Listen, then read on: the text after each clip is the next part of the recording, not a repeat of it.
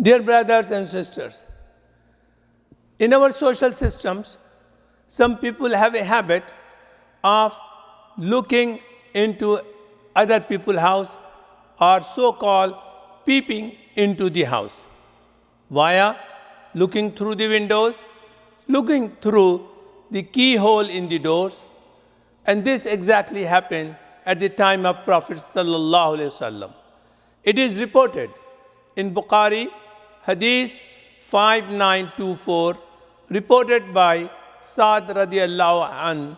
He said, one of the companions saw through the hole that Prophet sallallahu alaihi wasallam was combing his hair.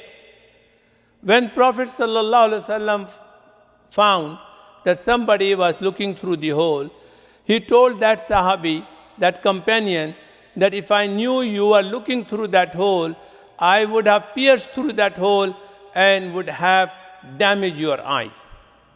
This is the punishment according to the Islamic law and the Sunnah. What do we learn from this hadith, dear brothers and sisters? Privacy is protected in Islam, number one. Number two, unlawful monitoring shall be punished under the Islamic law. Without the knowledge of the person, monitoring is not allowed.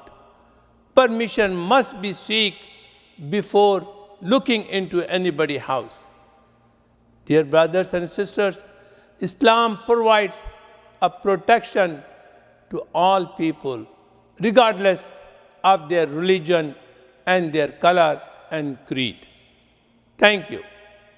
Allahumma